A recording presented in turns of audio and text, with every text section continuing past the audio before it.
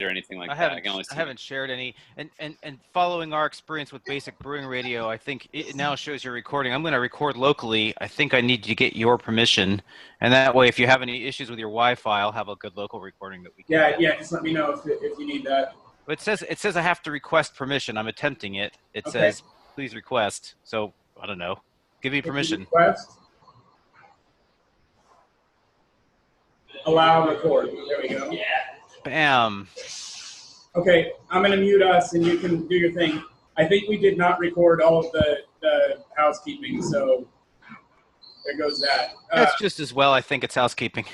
Well, there was a lot of stuff in there that was directed toward like the Australians and stuff, but I'll just post that in a post. All right, I'm going to mute us and you can proceed with sharing your screen. All right, let's see. And then, like, I wonder if I can share just the, well, it's all right. I will share my screen. Have you got that?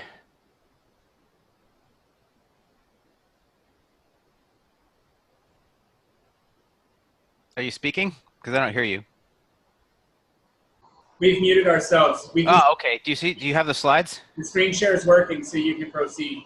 All right. So first comment I'd make is that here's a set of slides that I put together kind of quickly based on stuff that I have from before.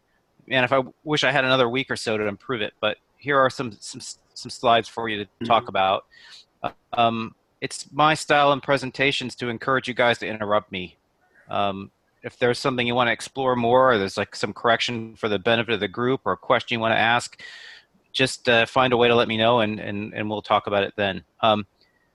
I also have another slide deck that I'm putting together. I hope to give a briefing to the Doze Club here in San Francisco area at the end of September. And it talks a little bit about some of the brewing techniques, the mashing techniques that are going to be subject for the next meeting. So I'll contribute that slide deck to the discussion as well. But for the moment, here's this one. Put together these slides. It's about how I've been used to make, I should say, historically, grains from sort of chicken feed grain that I used to get from a feed store in Escondido near my old house in San Diego. This is kind of what I picked up. This is my understandings of this and what I did. It's based on a lot of work from other folks. At the end of it, there's a citation list and some other sources and other reading that if you have the enthusiasm to pursue it, there's a lot of information there out on the internet.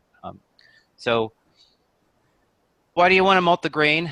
There's a kernel modification process that occurs during the germination that the seed develops the amylase and other enzymes that are going to be useful to the brewing process down the road to convert the starches to sugar and break down sort of the proteins and gums and other things that are in the endosperm that are going to be of use to the germinating plant. And so the seed breaks down, the starches become more soluble, and you build up a bunch of enzymes. And then the other processing steps, the kind of drying and curing and toasting or roasting of the grains help to develop the proper flavors and drive off the bad ones and other kinds of characteristics that you would look for in specific specialty malts and things. So that's why we do it. The basic steps are kind of as above. You need to find an appropriate source of grain. You need to kind of pre-process it to get rid of all of the stuff in it that you don't want to expose to the malting process.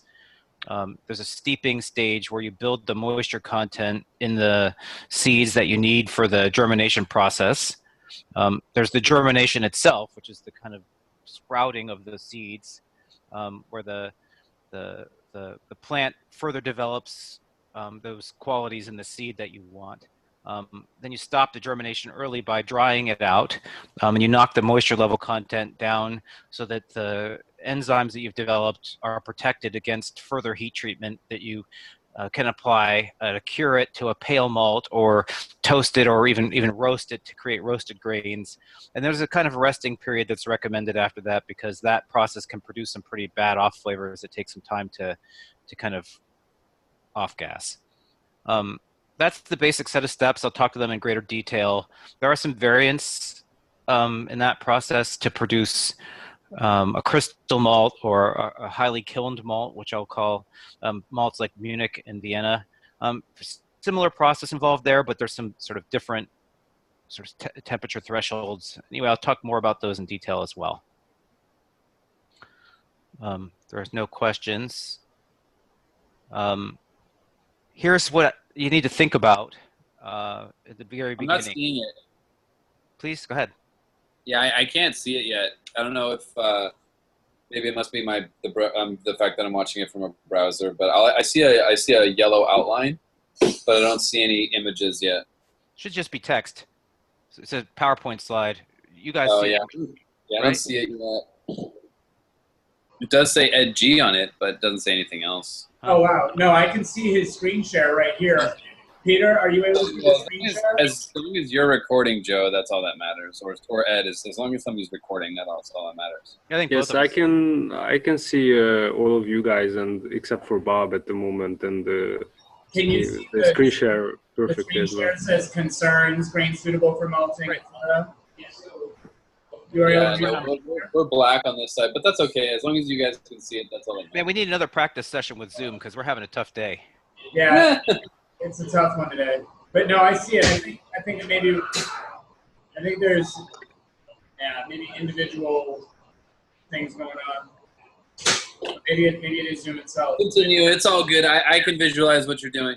If you want, I've produced a PDF file, and as I may find some more time to edit it, but then I'll post the PDF version of this up on the. Yeah, we can put that in the files section of the club whenever you have that prepared. Right. Okay. So anyway, here is what you need to think about up front. First is that the grains you would want to malt can be tricky to find them. I mean, you can go to the grocery store and spend to the tune of $8 a pound for things that are intended for people, but that's twice to 3 times as expensive as the malts might be that we pay at the expensive rate from different places. So you might be looking for another source which is more economical. And you need to find grains which are intact. The de-hulling of a lot of grains, sometimes they call that pearling, produces grains that don't have the hull that is required in many cases for the seed to germinate properly. Some seeds handle that better than others. The buckwheat seems to handle the loss of its hull better than other grains, but for example, millet won't germinate very well without its hull. You need to make sure that whatever grain source you have is sufficiently gluten-free. Talk more about contaminants in there. The supply chain behind the different sources of grain may not really be as gluten-free as you need it to be. And if it's a concern for you, you might want to make sure that the grain that you're going to eat or drink, in this case, is suitable for people. I found, in my own experience, that I was able to find 50-pound bags of millet intended for birds at the local feed store, probably intended as animal food and not for people. Over the years that I did it, I found myself convinced that I had done a sufficiently good job of cleaning it, that it worked fine for me, was even comfortable offering it to other folks. But your mileage may vary, depends on what you get.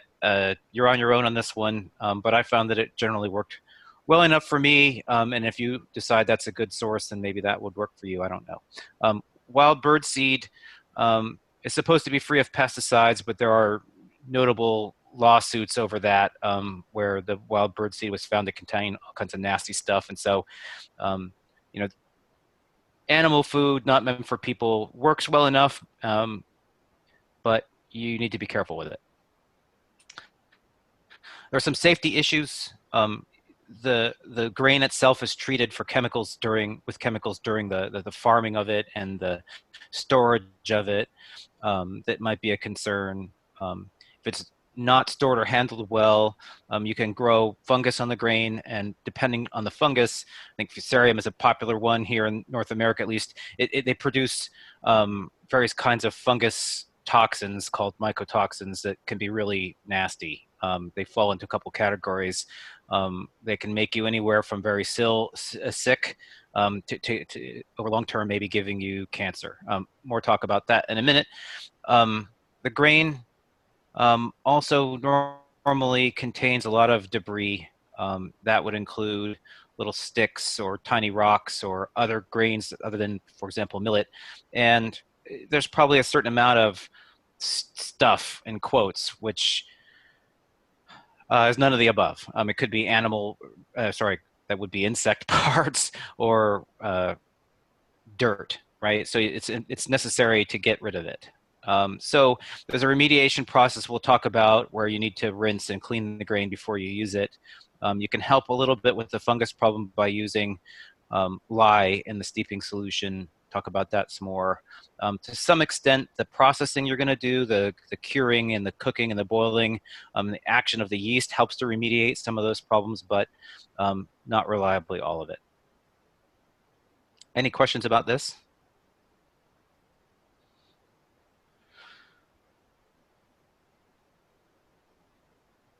So let's see. You want to find some seeds which are suitable for malting.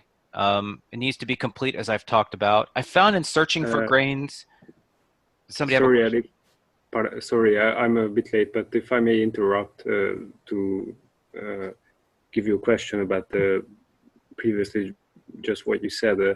If the grains would develop some sort of fungal disease or mycotoxins, would it be something visible to the naked eye, or so what you would see is the fungus, and if it's a really bad exposure, then you might see it pretty well. Other cases, people pull samples of grains and look at it under a microscope and do counts. You know, they look at a couple hundred grains to see how many of them have a notable amount of fungus on it. There's other ways to look at it. I think you have to be very careful. I think it's plausible to be concerned about a level of fungus which isn't obvious. I know, for example, Fusarium, which is it the one you mentioned? I think it's one of them. I don't know. Yeah, so it causes a pink colorish deformation on whatever it infects. So I'm just thinking if other problems would generate visible signs as well. Well, there's a slide later on remediating this, the concerns about fungus. We can dig into that a lot more. I think at this point, I'd be willing to tell you that one of the things that I hesitate most about in doing this was the concerns over fungus and the toxins that they create. I'm not sure that the fungus has to be prevalent enough to be really obvious for it to be the source of concern. I have had batches get really nasty, particularly rice went really bad and changed color and got fuzzy. And at that point, I would just throw it out. Okay, thanks. I think let you go on. Commercial producers of grain have ways of testing it. At one point, I looked into it and I discovered that for hundreds of dollars, you could get a test strip machine that would allow you to do at least a first order test for the presence of things like DON. But that was beyond my willingness to invest at that point. Okay, on the flip side, I did this for years and never got sick from it that I knew of, so your mileage may vary, I guess. You should have seen if it was koji, because then you could have made sake. Yeah, right. So anyway, you need to find grain that will germinate properly, and generally, if it's not in the hull anymore, it probably won't. I think that's less true for buckwheat. That I've had luck getting, if you go to Whole Foods and buy a bag of buckwheat groats, I've had luck getting them to sprout properly, but not so much with millet. And I bought some bags of paddy rice intended for birds that had hull on them, and those were able to. They were very clean, actually. It was nice grains. I think Joe ended up with a big bag of it. Those generally germinated pretty well. He's right. My chickens absolutely love that rice. Exactly. Yeah. You find if you go online stories about people who to malt all those things. Quinoa is another one that you hear about, which is very small. The different thresholds that are going to be relevant to the different stages in the process vary a little bit by the grains. They prefer to be steeped at different temperatures or absorb liquid for greater or lesser periods of time. There's a lot of information on the internet. In general, I will quote you numbers here for millet, which is about middle of the road. I think it might be applicable to most grains in this list. There have been studies that in supply chains of grains like oats and even corn or other things, there are a mixture of the wrong grains that appear, which can produce a mixture that, if you were to check it as a whole for gluten, contains a significant amount of gluten, enough to make people sick. I think if you're producing grains intended not for people, the producers involved are even less careful. So one concern you should have in looking at your source of grains is making sure that the grains are relatively clean, or that you do a really good job of cleaning them. But you should anticipate that there's going to be, despite your best efforts, a number of grains in there that are probably not the ones you intended. And that could probably create a concern if you're particularly sensitive to gluten. So we talked about cleaning that. The first step that I undertook was to try to remove the things that don't belong, like not grain at all. Visually inspecting it, which you could find a fair number of things that you could simply pick out. If you pour it into a bucket and shake it really well, unusually large or light things end up on top of the pile, and they become easy to sift off in various ways. You can pour from one bowl to another in front of a decent fan, and depending on how much mass the things have, they take different trajectories. Things that are too heavy fall out early, or things that are too light get blown away from the fan. So there are ways to mechanically sort these things, and it's worth a certain amount of effort up front to do that. The next thing you want to do is to get a bucket and fill it with water, about 1.5 to 2 times the amount of grain you have, and stir it a lot. And a lot of the wrong things will tend to float. I used to pick off a lot of millet that would float, and other sticks and things that were not millet that would float, and I would get a lot of those off simply that way. The water gets very cloudy, and I think it's a mixture of dust, but also that first rinse takes off a lot of chemicals. Many of the mycotoxins are water soluble. I've read somewhere that you can get down to about all but 10 or 20% of those mycotoxins by rinsing it off. Now, bear in mind that rinsing process doesn't necessarily remove all the chemicals involved, and it doesn't actually take the fungus itself out of the equation. So it'll pull a lot of the things out, but for example, the fungus left behind might be left to create more mycotoxins if you let it happen. So the rinsing helps, but nothing's 100%. But I wouldn't. The first thing you need to do is to clean and rinse it for sure. The next thing you want to do is steep it. On the right is a picture of the steeping bucket system thing that I built for that purpose. The grain, when it's stored, is stored, I believe, at single digits moisture level content. So the producer will take the grain and dry it somewhat just so that it's stable in storage. But the first thing that has to happen for you to germinate is that you need to get the grain to absorb enough moisture. And the target level is around 30 to 35%. While that's going on, the grain is going to absorb also some oxygen, and the germination process consumes that oxygen. Getting the right moisture content and temperature and oxygen content all contribute to making sure that the grain germinates and modifies and produces all the characteristics that you want. When you start steeping it, it's probably useful after about the 6-hour mark to pour off your steeping liquor and add new water to do this water change. There are different sources and studies about how many different water changes over what intervals, or whether or not you would straight up aerate it as I did, or just simply rely on water changes.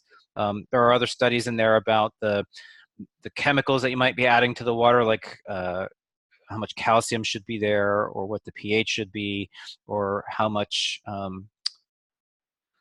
whatever, all these inputs that go into the production of the water that you would use for steeping. At the end of the day, in most part, I use straight up tap water. I would rotate it after 6 hours and let it steep then overnight for another 24, or to a total of about 24. The grain will start to sprout. It's the very tip of the acrospiral will start to appear. They call that chitting. There's a picture later on where I can show you what that kind of looks like. Once it starts to chit, then you know that it's healthy grain. Generally, chitting on its own is not enough. You really need it to have the moisture content that you want, but it certainly occurs after it starts chitting. The overall time frame required is between 18 and 24 hours, depending on temperature of the water and other circumstances.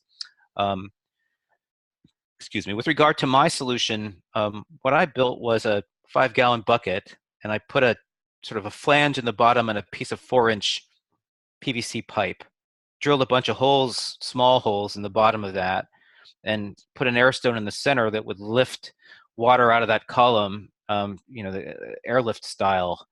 And so that would pull water from the bottom of the pipe and raise it to the top and also mix it with air. So that turned the water in my steeping tank over pretty well and kept it pretty well aerated. In there, you would also find a temperature-controlled fish tank heater that I used to keep the steep temperature accurate. And that contraption worked like a charm. So this is a solution that I might recommend for somebody else who's after that type of capability. Ed, I got a question. Yeah. We do too. So wait. Okay. So you have your steeping bucket. Now, is the chit bucket separate? Is it its own bucket?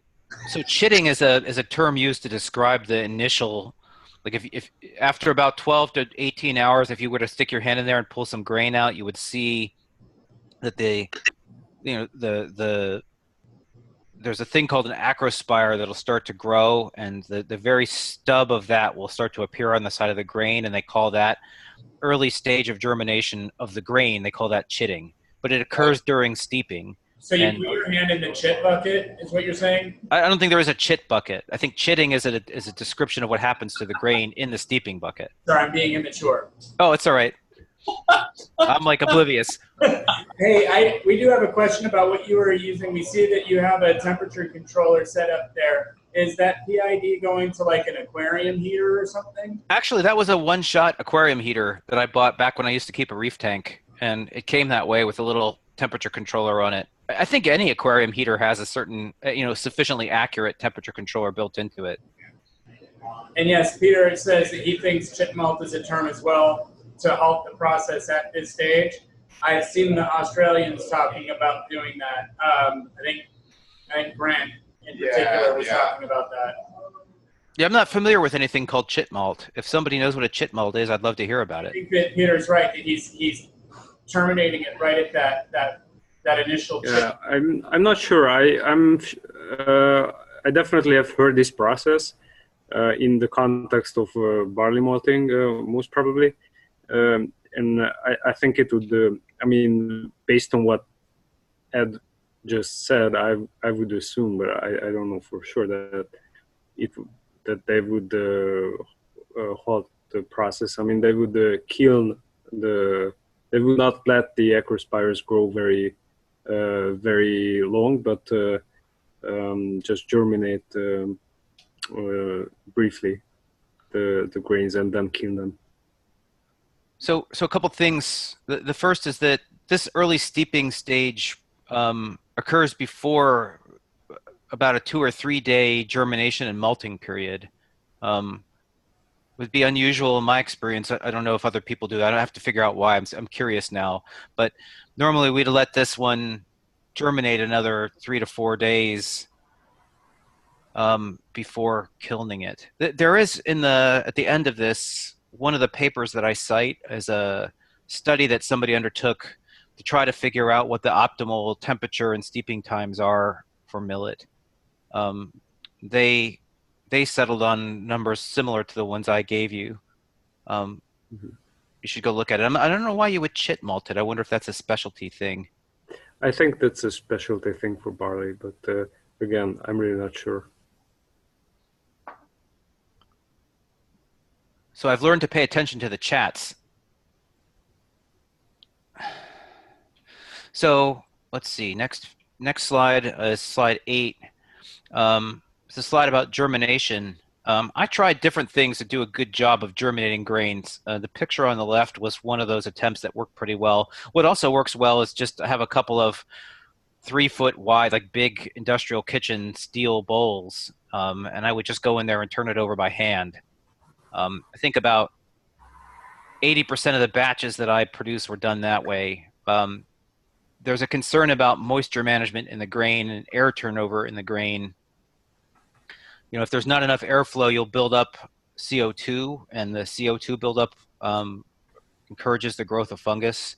So having a decent amount of airflow to drive off the CO2 is important, but at the same time, you don't want it to dry out your grain. So, and you have to keep it the right temperature, right? If you're blowing a lot of air through it, temperature control becomes the concern. So in this case, I filled the bottom part of this cooler up with water and put a fish tank heater in there, and then drove air into it with an air stone to try to force air through this that was made moisture and temperature accurate. And this sort of worked, but I think in practice, about 80% of the time, just turning it over in some steel bowls worked well enough for me. You have to be very good about it, because if you don't turn it over, this is one of the causes for the bottom part of the grain to be too wet and the top part of it to be too dry, and it doesn't germinate evenly, and you could get fungus that way. So in the bowls, at least, or in these bags, I think I rolled it around at least 2 to 3 times a day. You would turn it over. This breaks up the roots. Probably should have mentioned in writing here, but the germination process itself produces a really remarkable amount of heat. So the insides of those piles of grain actually get quite warm, and that extra warmth also encourages things like fungus to develop. So you have to turn that over to keep the temperature in the right range as well. So a fair amount of time and attention. It's also okay to sprinkle it with water, but there are some expectations that the more moisture it has, the faster it will germinate. You want it to take a reasonable amount of time to germinate, because instead of, along with just the growth of the plant, are all the production of things like enzymes and stuff that you want. So if it germinates too fast, you may not have the enzyme activity that you're after. While at the same time, as the plant grows, it's consuming all the nutrients that you want to put in your beer, right? So there's a term for this called malting loss. And so you're trading off ultimately clean grain that has the enzyme activity and the degradation of the endosperm that you're after for the growth of the plant, and the fact that the plant is consuming all these resources that you want. In general, about 2 to 3 days is about the right amount. Again, there are studies about the peak development of enzyme activity versus how long you let it go. And I think 2 to 3 days is the range there. Let's see, when it's done, you also probably want to make sure that you rinse it really well, because in my experience, it feels a little slimy, and I just don't want that in my beer. And if there is some fungus you can't see, that would help, because the next thing you're going to do is to dry it to the point where the fungus doesn't continue to grow anymore. So it's best to go into that with clean grain. Hey, can we have a quick question? Sure. You mentioned appropriate temperatures, and you've got a open paren there, but the appropriate temperature. I don't know what happened to it. This is 22 to 28 C, or it's I have that on another slide. It's whatever it is. Don't screw this up, because the Canadians are going to kill you. Yeah, well, it's the same temperature range that's here, and I warned you that I did it fairly quickly. Sure. Look, it's so same range as water temperature, 72. It's about the same. It depends on the study you read. Again, there are a couple of different studies to nominate the best, ideal approach, but this is about right in my experience. Too warm and you get too much, too much of the wrong things growing, and it happens too fast. And too cool, and it doesn't really germinate very well at all, in my experience. I think I'm going to do some of this with some of the chit that you gave me in the garage. Once the ambient temperature in my garage goes down, I might do some experiments, because the chickens can't eat all of it. Yeah, it's a lot of grain. I used to make you gave me. This is about a 15-pound batch. My experience, that bucket would hold casually about 15 pounds dry of grain. Right so on. Each time I would go through, I'd produce about 1 1/4 to 1 1/2 of the grain that I needed for a batch of beer. So that little false bottom thing that you've got going on there in your cooler, what is that? Oh, go to Home Depot and buy the stuff for ceiling lights. Oh, no shit. You must not work in an office. That's the stuff in the ceiling light, by the fluorescent light to keep you from staring directly into it. We have our ceiling lights. Okay, cool. What are you talking about? This is a full-time job for you now, right? Yeah, it does sound like a full-time job. When nobody works in an office anymore, we just malt.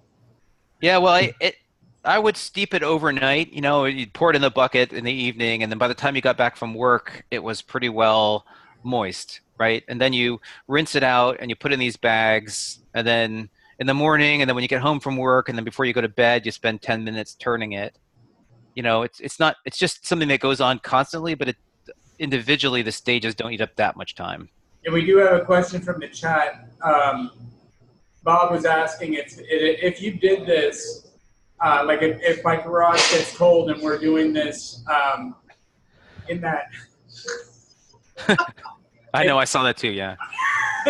Do we then have a steaming pile of chit when we open up our cooler? No, at this point it's probably germinated beyond the chit. I'll just take that straight. All right, shooting straight chit. All right.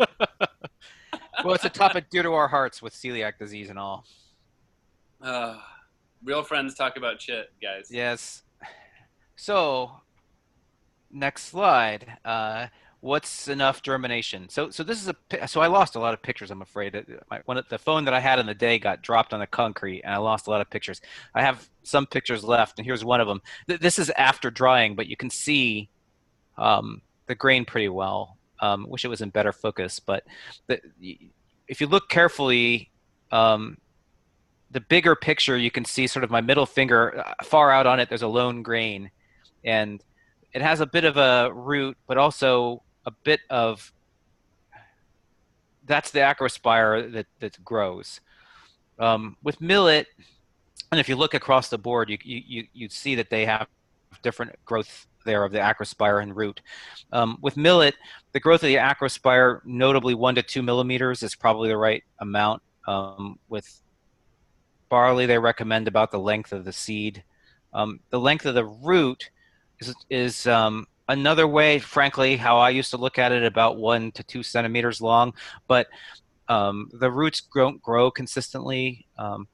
Another really good test for Wait, centimeters or millimeters? The root would be 1 to 2 centimeters. The acrospire growth would be 1 to 2 millimeters. Okay.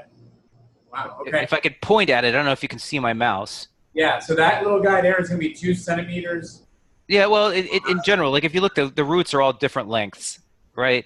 The roots break off, and because they get tangled, and as you roll it around, they like to grab onto each other and make a little. Yeah, so the roots are not as reliable of a source, but in general, if they seem 1 to 2 centimeters long, that's an indication. But most sources tell you to look after the acrospire, and if you see there's a little bit of a stub of something growing, they all have it, right? If you look, here's a really good case. Around 1 to 2 millimeter acrospire is about right for millet. Okay. So this went into my drying kiln, and this is actually a picture that I took after I dried it. But you can see that's about what you would want out of the wet malt before you throw it in there. Now these pictures are misleading. This is pictures of dry malt. I wanted to talk to you about when you're done growing the wet malt. The term for that at this point is green malt, because it's germinated well enough, but it's not yet dry. So we'll call it green malt. And if you take a piece of green malt, the other thing you can do is you can crush it with your fingers. You know, even when it's wet, if you take it out of the steeping bucket after a day and you try to crush it, you'll find the kernel is pretty hard. After 2 to 3 days malting, the kernel itself becomes gritty and pasty a little bit. You can break it with your fingers pretty easily, and when it's dry, it crumbles really easily. And that crumbly texture is a good indication that it's been well modified, and it's a good malt. So let's talk about fungus. The chemicals produced by fungus are really bad. Some of them can just make you sick. Others can give you cancer. I wonder if some will cause you to lose your hair and walk funny, but it's probably bad news in every case. There's a particular toxin that makes it onto malt assays a lot. I don't want to even try to say that, deoxy something. People talk about it as DON. And so you'll see DON as a score on the malt assays for commercially produced malt. In general, I would tell you right out of the gate, if it looks funny or smells bad, just throw it out. It's not good for you. You can rinse all but a bit of the microtoxins, but if there's still fungus on there and there's enough moisture in the grain available to it, it will just produce more. a lot of the commercial producers will add chemistry. They'll spray it with fungicide to store it. Generally, you want to rinse that off. So by the time it's coming out of your germination bed, you want to be very concerned because there isn't any more fungicide on there. You can add lye. I talk about this here, and there are some good papers about it, about 0.1% by weight of the steeping solution. Lye is nasty. It's bad for you as far as a chemical that can burn you. You don't really want it in your. You don't want to breathe it. You don't want it on your skin. If your skin is moist, definitely don't want to get it in your eyes. You have to take lye very seriously. Lye also is sodium hydroxide. My wife being a soap maker, she has lye burns all over. Yeah, so you guys know all about how to handle that. Yeah, we buy 50-pound bags of it. It sucks. Wow. A little bit of lye in that first 8 hours before you rotate the water off is what I used to do. It would take a lot of color out of the grain. But I also read that lye, in addition to killing off the fungus, there were some studies that suggested you had better enzyme development with that lye. So I got to adding lye to the steep as a part of my regular process. Never affected the flavor, but it did have the grain got to be a little darker looking the first time I did that. I'd love to say that I could explain why, but did it smell like pretzels when you did it? No. Good question. No. When she makes beer soap, it smells like pretzels in our house because she mixes beer with sodium hydroxide, which is more or less how they make good pretzels. Is they brush sodium hydroxide water over top of the pretzel dough, and it makes that smell immediately.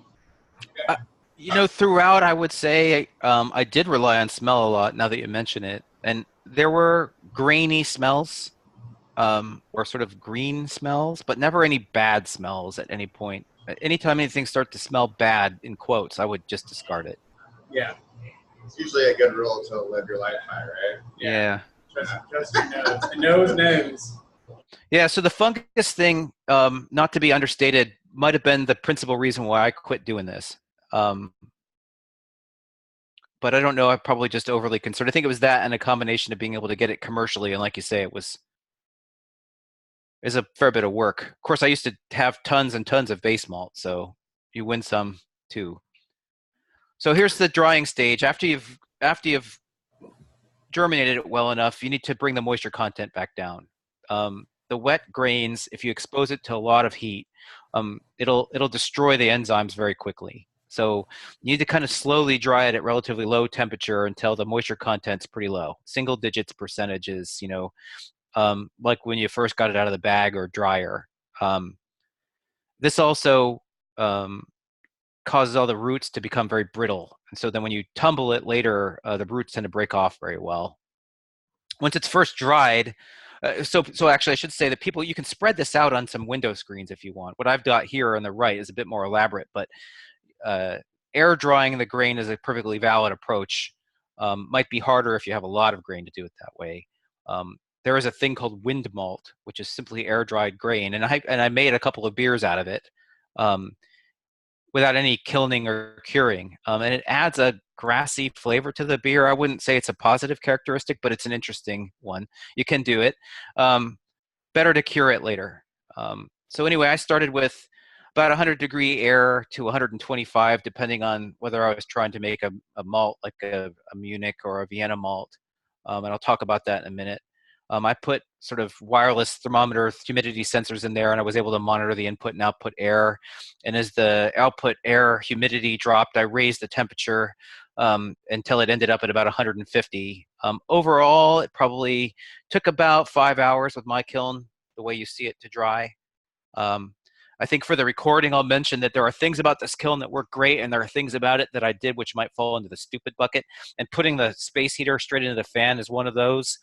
I think other concerns worth talking about in the next slide here, but if you do what I did, then it's at your own risk. I think there are better ways to build this. On the next slide, I'd say I put ceramic tile inside of that thing, grouted it. It's made of wood, which instantly doesn't burst into flames at around 150, but over repeated heatings, the wood dries out, and you need to be concerned about it. Next time I do this, if ever, I would put the bathroom fan on top and pull the moisture air out the way a bathroom fan is intended to work, and blow hot air on the bottom. I think there are better ways to build a kiln, but the one that I put together worked pretty well for me for a couple of years. So now you have some dry malt, call it, if you like, wind malt. Getting it to about 150 degrees starts to approach some of the temperature ranges that you would want for curing. You want to make sure that you dry the grain pretty evenly, particularly if you're going to roast it, because the toasting and roasting effects are influenced a lot by the starting moisture level of the grain. But for a pale malt, you want to hold it for 3 to 5 hours at about 200 degrees. You can toast it in various ways, or you can, like I say, roast it. What you need to avoid is getting it too hot for too long, which leads to acrid and burned flavors, or in the worst case, it can actually catch fire in your oven. You don't want this to happen. In general, as it goes, about every half hour or so, I would get in there with a spoon and stir it up to make sure that the grain was toasting sort of evenly. And once it's done, you take it off out of the oven and you let it cool for a while. You want to store it in a paper bag for at least a week or two, especially if it's a roasted grain, because there are some flavors that you don't want to get into your beer. There's a lot of advice on the internet from various kind of projects where people have tried different temperature toasting and roasting regimes to produce different types of malts that are probably worth looking at. Picture in the upper right shows me recently putting some red lentils through the toasting process. I found an all-metal colander like that works well for me. Other people did it with baking trays. I think all of us have stuck some grain in the oven at some time or another like that. Slide 14, the way you make a crystal malt is similar, although once you have the green malt, while it's still moist, you put it in a pot and you raise the entire container of green malt to a mash temperature around 148 Fahrenheit, 150 Fahrenheit, so that the saccharification process starts inside of the grain, and it turns to sugar while it's still a whole grain and wet. There's an interesting process. I tried this with millet. In practice, and I think this is true with the commercially produced ones, as we've observed, not all of the starches like to convert without being put in water with really high temperature. And so in practice, these types of crystal malts we make with gluten-free grains are partially crystal. I think there might be a lot of starch left in them, but about half of it turns to sugar this way. After that, you can dry it and cure it, or you can roast it to higher temperatures to cause those malts to caramelize. I think if you didn't, you'd have what might be described as a dextrin malt, and if you were to raise it to higher and higher temperatures for longer and longer periods of time, it'll darken up a bit. Because it's not all sugar, you'll also get a roasting effect that occurs at the same time, and so you'll have a sort of mutant roasted crystal product that isn't quite the same as you might expect to get out of a. So I do. That is my question for you: is are the darker crystal malts an effective time or temperature? Are they made at the same temperature for a longer time, or do you goose the temperature up to get that darker crystal effect? So based on my own experience, I did it very little that way. I can tell you that with sugar and the production of something like candy sugar, the darkness and flavor profile was a function of ultimate temperature almost and how long it lasted. Anything above 300 degrees, it starts to change color. Closer to 350, it's really caramelizing a lot. And you got the darker, more pruny, dark fruit flavors at the higher end of that temperature range. And I think it's probably true with regard to the sugar in these kernels, right? Because you're essentially doing the same thing. It's not just cooking it at 148 for extended amount of time. Yeah, no. I think you take it to 148 for as long as it takes to convert the starches that you can to sugar. And then if you just dried it, you'd have a dextrin malt. So what is your average time? There's no times on here. What kind of average time would you hold it at 148 to get complete crystal malt that you wanted? I only did it a couple times, and so I'm not as stunts and gave up on it, frankly. So I'm not the best expert. I would imagine it's a bit like a regular mash. Half hour to an hour you'd want at least. It did make interesting smell. I mean, it was an interesting sweet smell, and the grain changed color. I mean, there might be some way to observe that it's done, but in large part, I gave up trying to produce crystal malts this way. All right. Let's talk about the difference between the regular pale malts and high kiln malts. So if you start with a green malt and you start drying it around 100 degrees, kind of delicately, you're going to protect the enzymes in there the best, and you'll have some good dry malt, and that finds like a good way to produce roasted and toasted malts. But if you were to start drying them when they're still warmer, wetter, that is, at warmer temperatures closer to the activity levels for the enzymes involved, then on the way to becoming dry, you get a certain amount of conversion. Not a lot, but enough that when you then kiln it and toast it, you produce a more malty malt. And this is the way, in principle, Munich and Vienna malts are distinguished from pale malts. In my own experience, drying them that way, I like the flavor that I got out of it better, although I think it is a little bit at the expense of some of the diastatic power. If you're like Joe and you rely on enzymes completely, then maybe it doesn't matter. And so this is a good approach. Once you have some grain, I guess it's helpful to acknowledge that you make recipes based on ingredients that are somewhat standardized.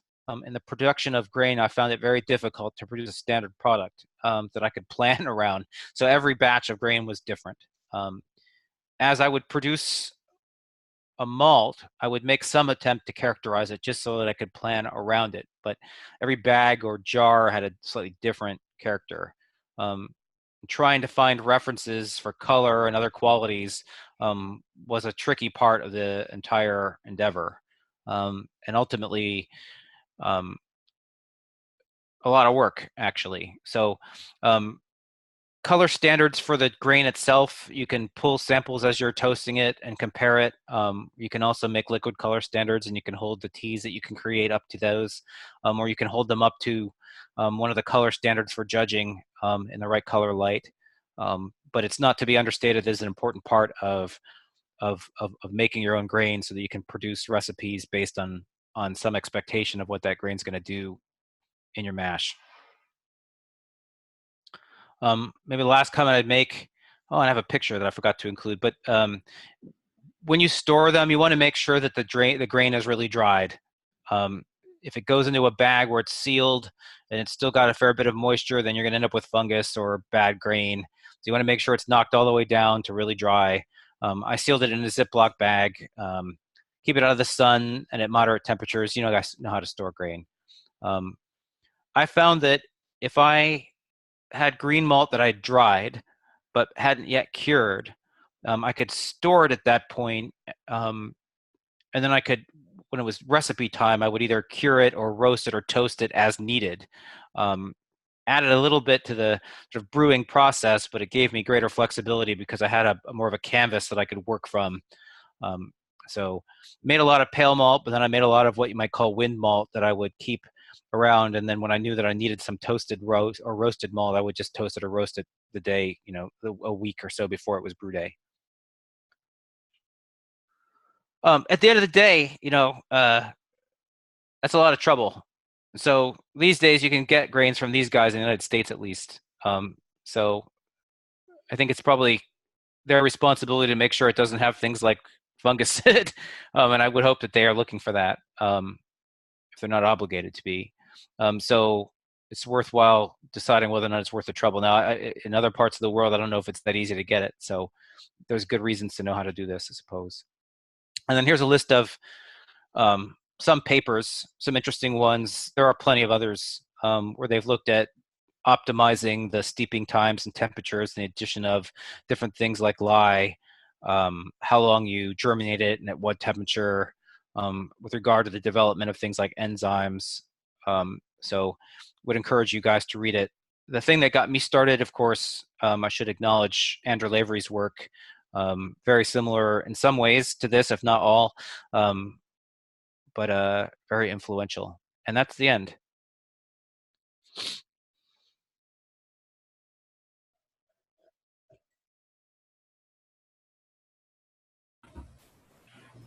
Ed, Yes, sir. thank you very much. No worries. Yeah, it was great. That Yeah, was thank you. super duper good. Thank you for all of that. I have a thought, Ed, when you mentioned how lye might increase the quality of the conversion. You can knock the fungus out, and it apparently makes a slightly better enzymatic grain. Yeah, and I thought, correct me if I'm wrong, but lye would make the water a bit alkaline.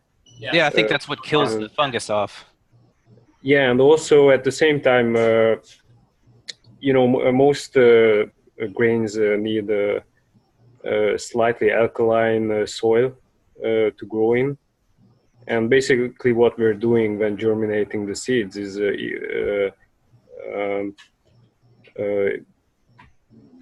creating conditions similar to growing the plant itself. So that kind of makes sense to me.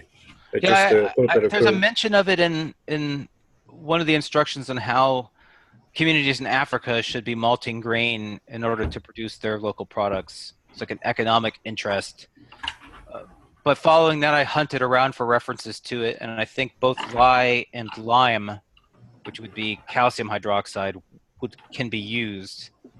And there was a study about how much is a good amount and why this happens and not, but I can't remember the content of it well enough to want to try to represent it. But you can find it if you hunt. Okay, sounds interesting. Does anybody have questions for Ed before we move on to Peter's talk about buckwheat? Maybe my only question is, I know you had some timelines in there. So what was the usual time it took from beginning to end to get completed malts for you usually? It's about a week. And once you start it, you're kind of on the clock, and it's hard to start and stop, I would say. But it would take, a long evening to rinse and then start the steep. And then I would go to work and come home on, let's say, Tuesday, and it's been about 24 hours in the bucket, so I would pour it out and rinse it and put it in bowls. And then for about 3 more days or so Tuesday, Wednesday, Thursday, I would turn it and watch it germinate. And then I would take, because we work, every other Friday off, I would take that 980 Friday, which is an off day, and start that kiln and dry it out. So maybe 5 days all in. But in terms of the amount of hours involved, it was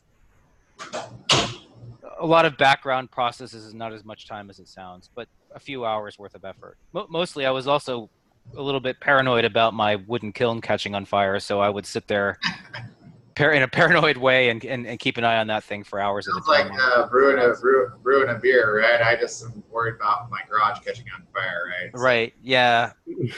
I decided about 50% of the way through using that kiln that I had done that wrong, but hadn't had a problem, was paying a lot of attention to it, but never had an issue with what I did. I'd just say that probably better not do it that way. I would say it looks like a lot of effort, right, to get these malts done, and I don't know, personally I would do it, right, but it's a lot of great information, so thank you so much for... Yeah, I would only offer that I think I did it because I didn't perceive I had a choice. At the time, I wasn't aware that I could buy grain, if it was even available. I think this happened in 2014. Yeah, we were talking about that when we were on mute. Was just like Kel had mentioned, like, this is a tremendous amount of effort. Yeah. And like, this was before grouse and Eckert were widely distributed. Like, he was not, and plus, there's the whole wide world outside the United States that's having a hard time. Well, and Australia is now getting them through 2 bays and.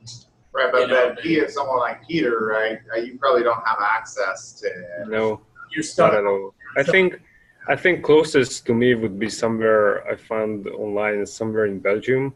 But even that's, I don't think that would be very simple at all to ship that over here. Well, I learned a lot about how all this works and what malt is. And it's a big part of brewing beer, even if it's not something that a lot of us do every day. And I feel better for knowing it. But I can also tell you that once I could buy the grouse grain, what I get out of a bag of grouse, I think it's far higher quality than what I ever produced, if I'm honest. and certainly a lot more consistent with regard to planning recipes. Ed, I was going to ask about the kiln that you've built. Do you have any documentation about that, or similar kilns, or the resources that you've used to design yours? I think I have pictures in Google SketchUp. You know, to the extent that this is going to be published to the world and people are silly, I don't want any of them to build that and burn their backyard down. But I'm glad to kind of discuss the design with you independently. Oh, thank you. I mean, yeah, I'm really interested. I'm an aspirational DIYer myself, so. I mean, if you like, we can look at it for a second. I'll explain that there are two levels here. This is somewhat similar to designs I've seen in other places. I want to say that gosh, there was it? I don't remember. I'm on the spot here. I don't remember if it's like Laver's kiln or not. But there was another one online that somebody had documented with a box like this, and it has an ceramic tiles in it. This is a dryer vent which has been inverted, so the kind of diffuser is on the inside, and it spreads out across the tile. There's an upper box that I can lift off, and it has a removable screen that's supported by more of that ceiling light stuff with some window screen over it. It's about 4 inches high with grain in it. This grain bed would get to 2 to 3 inches deep. So I could pull this entire tray off, and then it just has a lid on top. And if you look, there's the way these rails are put on there, there's a gap for the air to flow out of it, so it's not sealed. And this bathroom fan on the bottom would blow air underneath, and I could control the heat by how close I got the space heater to it. You know, and I would put a wireless transmitter eventually. This is before I started using the wireless ones, but I put a little sensor in there so I could keep an eye on it. I think if I were to do this over, I would certainly not put the fan here. I'd put the fan in the lid. So yeah, about that, I have a friend who's a professional maltster locally here. He actually his farm converted to barley, and they now malt on site. But when he was doing his pilot batches, he took a refrigerator, and it was a dead refrigerator, you know, no cooling power left. And he lined the thing with Tyvek so it would be insulated, and he put an electric heater at the bottom of it, and drilled a hole in the top of it and put a bathroom exhaust fan up there. Yeah. He put baker's racks throughout with a PID, so a temperature controller in the center, a thermostat in the center, and a PID on the outside. You would set it to like whatever temperature he was trying to kiln to, and the heat would turn on at the bottom, and it would suck it through the fan at the top and alternate between the two to keep it kilning constantly. And it was also a fire trap, which he said, I've got this in a barn at the corner of a farm, and if it burns down, we just go put it out. But yeah, not recommended. So I would say that a PID controller is a huge improvement over this. When you blow hot air into the bottom of the grain and it pulls liquid out, you know, part of that also cools off the air.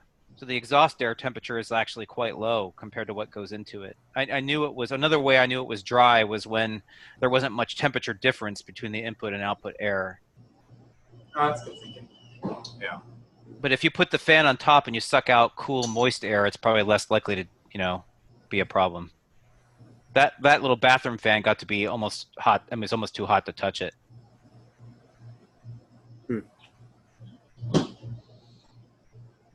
Okay, guys, do you want to move on to Peter's discussion about buckwheat malting?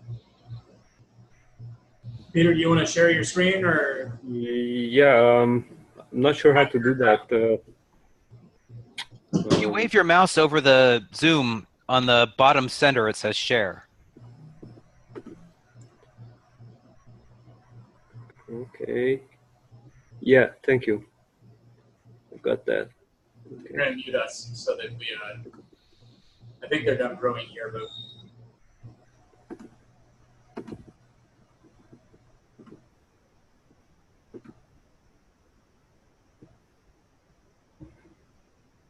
Okay, 1 second.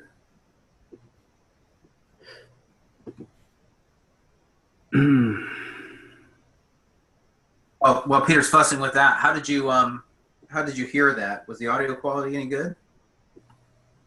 Oh, perfect. Was it? Mind. I tried buckwheat twice, and both times I threw it out because it got really moldy. But that was in the early days of me learning how to do this. I have the same experience with millet. Funny, huh? It all has to do with airflow.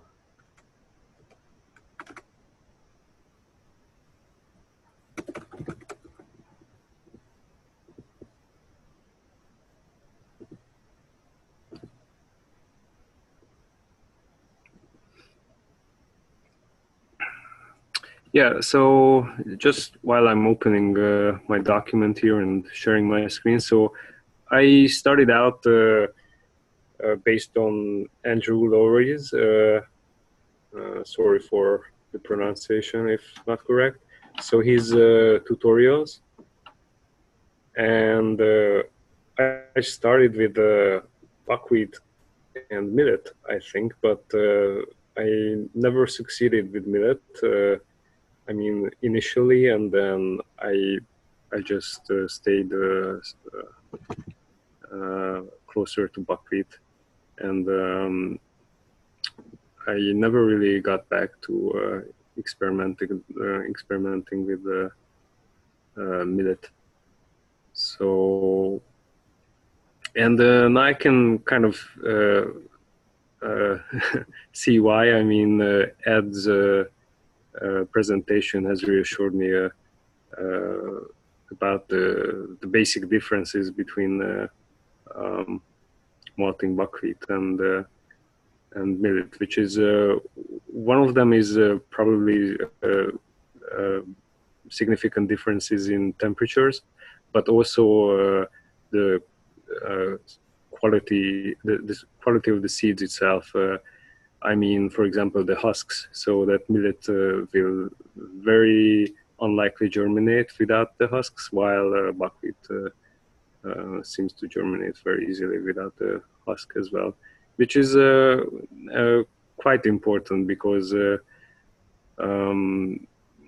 these grains are not very easy to source, and most buckwheat would come without the husks in stores.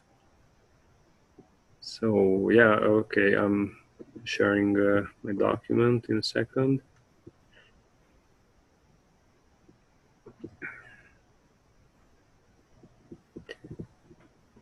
Okay, I've clicked the share button. Can you please give me some feedback if it works or not? I'm able to see it. Yeah, me too. Notes from Zero Tolerance Gluten-Free Club. Okay, yeah, so no photos here, only notes. And so I'm going to tell you some of the experience that I have had malting, but also some knowledge that I have learned in theory reading stuff online. But I'll try to tell which points are by experience and which are only in theory. So yeah, as the name suggests, buckwheat is a good substitute for wheat. I really suggest. I mean, I guess I'm not the only celiac here. So if you're also into baking other than brewing, buckwheat is a really good material for baking. It rises very well if you use it for baking bread, for example. So that's also, to me, that's a sign how viable the yeast is in an environment created with buckwheat. So that's a good sign that it's a good material for potentially for beer as well. And they also make very delicious pancakes, which are traditional in France. And we're all brought together by our allergy, or so to speak, our medical condition. So I think it's worth to mention that buckwheat can cause other medical conditions. One of them is it's called phagopurism, which means that sort of photosensation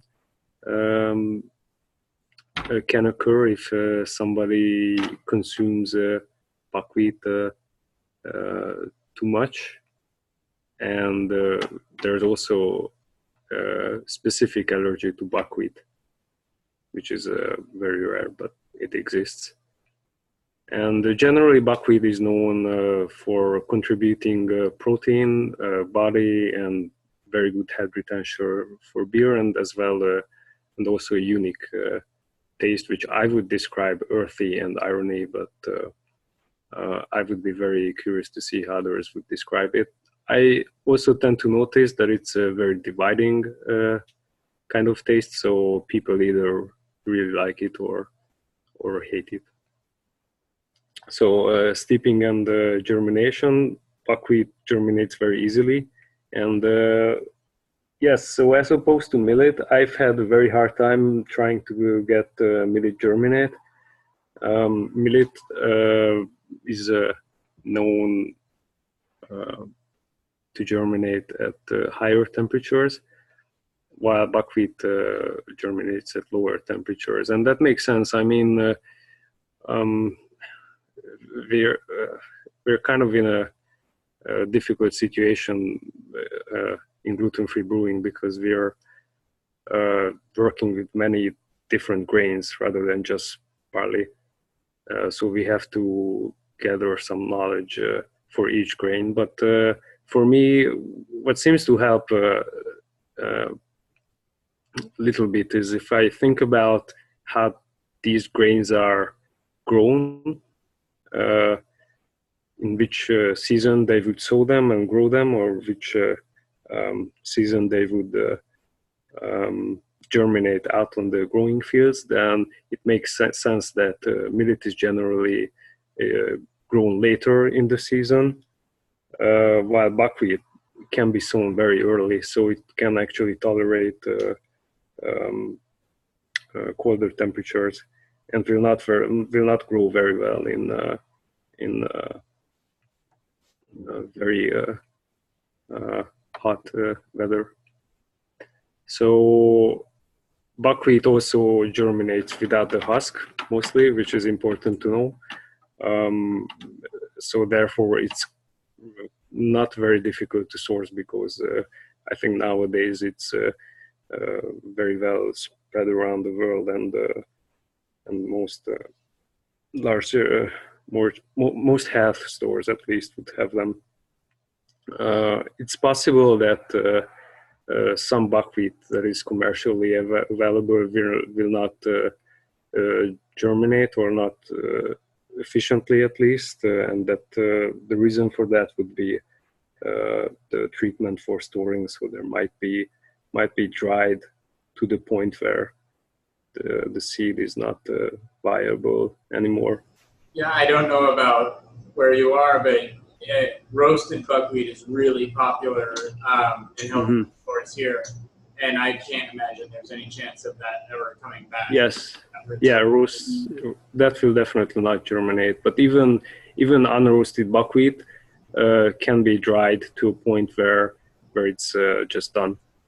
But to be honest, really most of the buckwheat I've got, I've sourced them from like 4 or 5 different producers just to try them, and really all of them worked. There was one that didn't go as efficiently as the others, so a lesser percentage of the seeds actually germinated, but that was okay as well. You know, it's a hardy plant. It's considered a hardy plant, and that also somehow makes sense to me, that it's actually very easy to get it to germinate. Yeah, so Ed has shown us all the great stuff that he came up with, and I want to be the spokesperson here for the lazy lazy layman who want to start malting, because of course once we want to malt, we want to make sure that we do it right and get good quality results. But at the same time, if somebody just wants to get started, then there's no reason to be afraid, I guess. And it's really not that difficult, and it's not that time consuming as it might seem first. So I would really encourage anybody to try malting their own if they need malts, and buckwheat is perfect for that because it will germinate easily. You know, Peter, if I can interrupt. Yes. I tend to agree with that. I mean, I went to a lot of trouble in a way to build that kiln and everything, but it's like a woodworking hobby, and so you spend your time with your hobbies, right?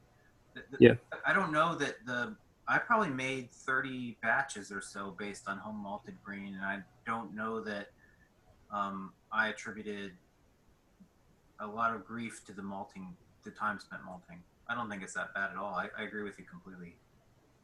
Oh no, I'm just saying that some of so I really like your presentation, and even though I have experience malting, I've learned new stuff from what you do, but at the same time I see how, you know, for somebody who has never tried it, it might be a little bit overwhelming, and that's only why I'm saying that, and I'm saying that with, you know, the respect to the level of professionalism that you handled it. I mean, you handle your malting process. So first time I did it, I really just read Andrew Lowry's tutorials and went through a very simple process of steeping the grains, laying them out to dry them, and then remove the shoots, and then roast them, and it really worked well. I mean, I think at that point with my first beer, if something went wrong, it was definitely not the malts. Of course, it could have been done better. So now I've been through not too many, maybe 10 batches of buckwheat malts that I've done so far. So not too many, but I can say that I have some experience, and so I wanted to learn more about it. So that's also why I put this little document here together, so I can collect my thoughts. So yeah, buckwheat has diastatic power, which is very important, and the studies show what I've learned from studies is that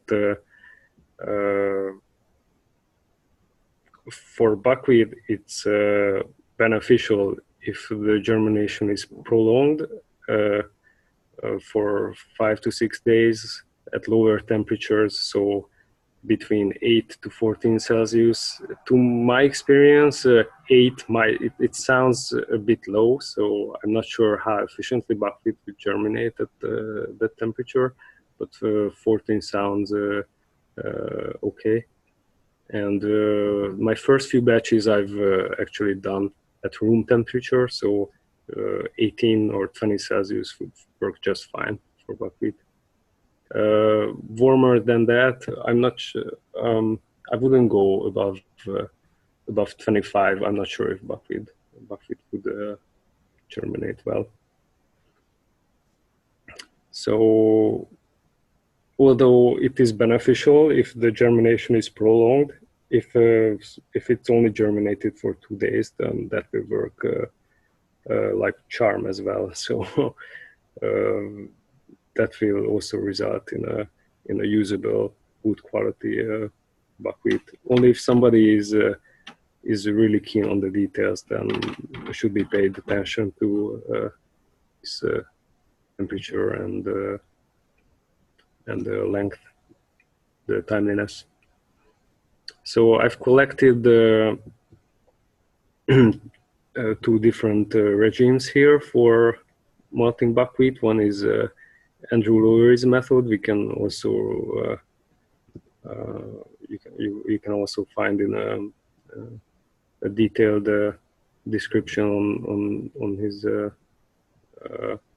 website, which I've already mentioned here in the sources at the bottom. So yeah, the main difference is I would do it at lower temperature.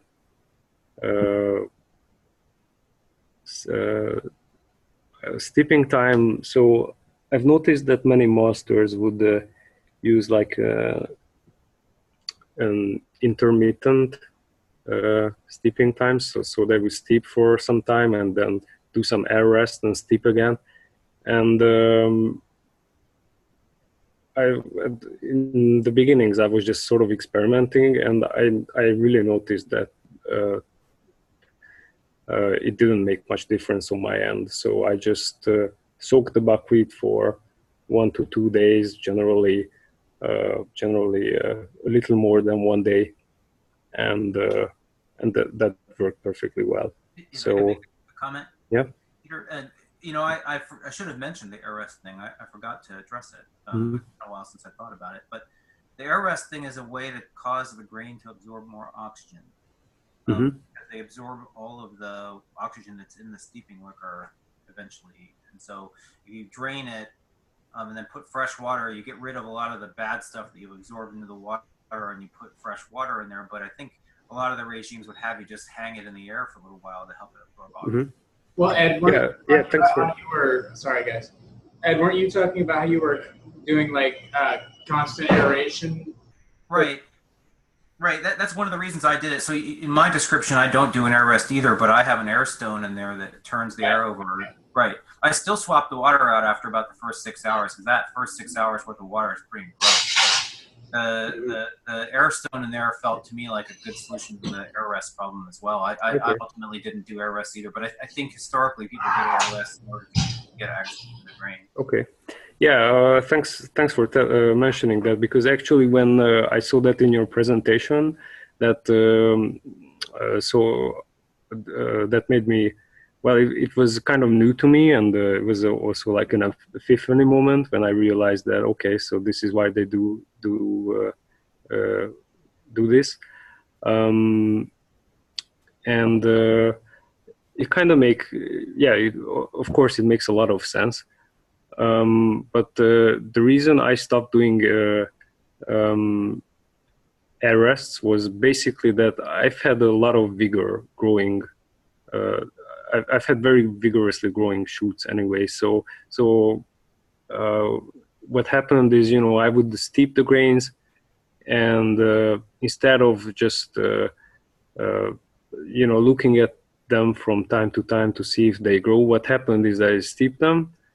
And then I realized when, for example, I followed the Andrew Lowery's method, I would sometimes after the second steep, I would realize that the shoots are already growing very vigorously. So I would just not go back to the last step of steeping. And also with buckwheat, what happens is that buckwheat absorbs an insane amount of water. So I would steep them in 3 or 4 times more water, maybe even more than the grain itself. And so I assume, this is something I just thought about when I saw your presentation. That so when I immerse it in that much water, I would assume that has a lot of oxygen that may be sufficient. I really don't know. I mean, I don't have any I don't have any scientific data to support it. This is really just well, I kind of played it by the ear so far when I was malting, but it worked really well. Okay, so if there's no comment on that, I'll just move forward. Yeah, again, so I would not tell anyone not to do the errors, but if somebody wants to save work and still have an agreeable result, then this is also why I called my regime a simplified regime. So germination, yeah, I would germinate it. Well, actually, it's maybe not up to 6 days, but at least 4 days. And then what I would do is, this is kind of unorthodox. I would instead of kilning them with heat, I would just kill them with airflow. So I would put a large ventilator next to the grains laid out on a tray, and just let it flow them for a couple of days, and that would completely dry them if at room temperature. And that way, while they start, basically when I start this kilning process, they don't stop growing immediately, so they would still grow a little bit. So that way, I would say my germination is more than 4 days. This is a drying approach, right? And it's yes, aligned with what I described as the production of what you would call a grass malt, a wind malt, right? Okay. I haven't heard that term yet, but yes, it's basically only dried and not kilned. Yeah, well, the kiln is a thing for heating air, right? I mean, the terms are kind of loose, but once you dry it like that, I bet you chucked it in the oven at about whatever the 175 Fahrenheit for a couple of hours, it might actually drive off a lot of flavors you don't like. It might taste better. Yeah, so basically the reason I'm experimenting with this way is that it's supposed to have more diastatic power. Right, well, that's true. Yeah, so that's my reason there. I've also tried putting them in the oven at like 50 Celsius degrees, and dry them at that temperature with some airflow. That is the airflow that the oven can produce with the. The trick is to make sure that it's as dry as you can get it first. So if you dry it on a screen like that for 3 days until it's really, really dry, the drier grain will retain more diastatic power when you toast it. Yeah. Okay. A lot of heat while it's still wet, you'll destroy it. But if you dry it as well as you can and then toast it, you can get a pale malt that has more maltiness and less grassiness and still a strong amount of diastatic power. But you have to do that after it's dry, like you've done it. Okay. Can you please describe the background of that, if you will, why it works that way? I mean, this is all new what you're telling me, and I'm really interested. I think I don't fully understand, but I would say that it's the enzymes are more subject to being destroyed if they're wet. So if you hold them at a higher temperature while there's a lot of moisture in the grain, you're more likely to cause them to be active. That'll start to convert your starches, but it'll shorten their life, right? But if you dry it at a really mild temperature like that, till it's down to like very dry, and then you heat it, you can cause you drive off with the heat some of the grassy flavors, and you'll start to build some of the Maillard products like the melanoidins and things associated with pale malts and toasted malts and even roasted malts. But because it's dry, it'll be less, to a point, you can't take it too hot or for too long, but much less damaging. So once it's hard dry and you put it in it, I'm guessing closer to 70 plus centigrade for 3 or 4 hours, it should probably keep a lot of its diastatic power, and it'll have less grassiness. Okay. Yeah. Well, I think the grassiness is somewhat gone anyways when I roast it, right? So. Right. Well, if you roast it, it's the same thing, right? But you do that Yeah. after it's dry, right? Yes. Yeah, Yes. that's what I'm saying, right? Just wait till it's dry Yes. first. Okay. Okay. So. Yeah. Thanks for that. So to continue,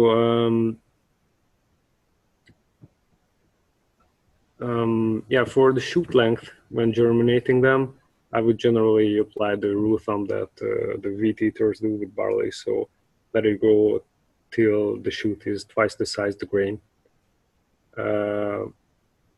And then, yes, on kilning. So what I actually did the last time was it was really hot in my apartment because this summer was just crazy, and I used this same technique with the no heat, uh, except for the ambient heat, and that was about 30 Celsius. And so my rule of thumb for drying it is check them, taste them, and they appear dry, then I still keep the system going for one more day, and then I'm uh, uh, that's my way to make sure that they are dry enough. It usually takes 3 or 4 days.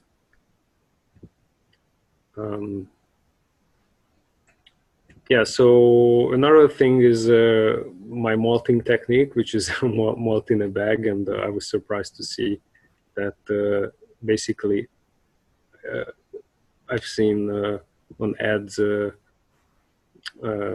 photos as well, some bags in the, I think it was your kilning kilning step where the bags appeared. So I have built a malt roller, which there are many examples of this on YouTube. Other DIYers, mostly, of course, for malting barley, have built it, and I thought that would be a good way to do this, but then it was a struggle, in fact, and because I brew in a bag, it just occurred to me that maybe I should try the same thing for malting, and it worked very well. And then I realized on the Facebook forum or the group that one of the Australian members, Paul, has posted photos about it, how he came up with the same idea. And this really simplifies the process because when I buy the grains, I can just put them in the bag, steep them, just lift the bag to filter it, and then it's ready to be dried. And I can also observe, actually, I can observe the shoots growing through the bag. Or, of course, I can just open it on top and check, or get some grains out in my hands and check them. And some of these laundry bags are actually really big and can support really impressive quantities. So for the home brewer, I think it's perfect. So the shoots, I've actually already talked about the shoot length. One thing I want to mention here is that once I've left the shoots on the buckwheat when I brewed with them, and to my surprise, I did not experience a significant difference. So I thought, because barley is so fundamentally different to to buckwheat, this might be a particular thing to barley, that the shoots need to be removed. So I would really like to research this later.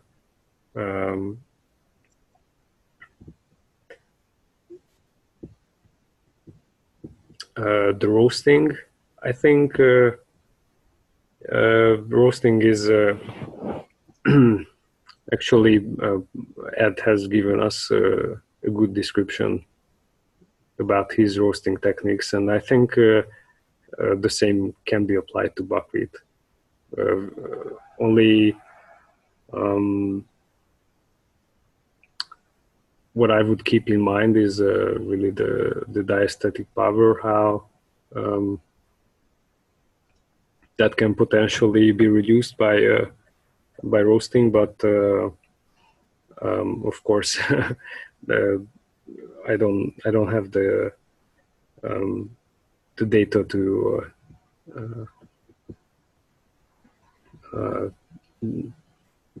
support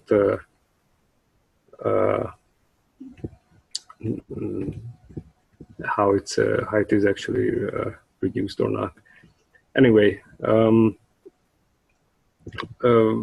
my suggested roasting technique is I would for lighter malts I would just put them in the oven on trays, and for darker roasts I would actually roast them on the stovetop in a pan, and that to me that seems to give an even result. So the grains would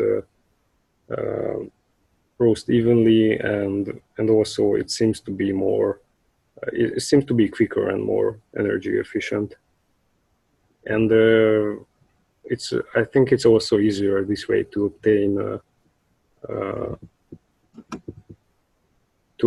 darker, very dark roasts.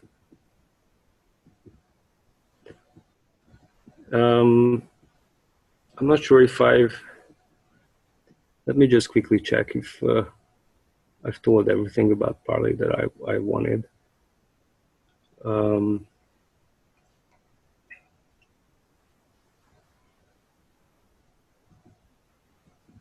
Or if you have any questions.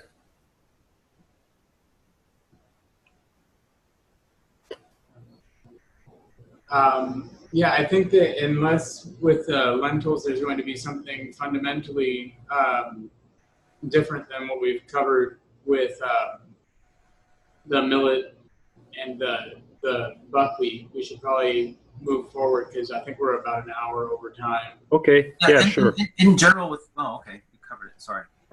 Yeah, I don't think I can add too much about lentils. I've tried to research lentils online to see if.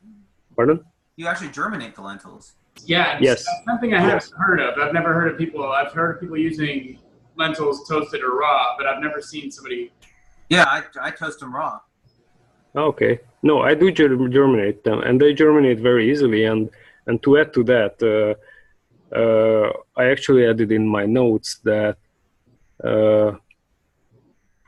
yeah, malted and roasted lentils are a great, tasty, and sweet snack. And when I malt them, it is always a fear to find them eaten before brew day, and not only by me, but also by family members, because it really. I mean, when I research lentils on brewing forums, then I always found this question: people saying, "Why would anybody want to brew with lentils?" And I think that's kind of a natural thought because it's a legume. It's something really far from from grains like even buckwheat or millet. But then when you germinate them and roast them, it's just like something totally different than what you think about lentils. Do you use the same malting process for lentils that you would with buckwheat? Yes. Okay. Lentils, and I think lentils would also prefer lower temperatures than higher. Well, that's something for us all to try. Yeah, it's super easy. On what basis is there? I didn't know that they had diastatic power either. I'm not sure, but so I've briefly researched this online, and there's old lentil beer. I don't know if you've heard about that. Yeah, there's a company in Michigan that makes one as a lark, but I wasn't sure how they did it. Yeah, and there's one in Canada as well, I think. And so I found some reports online that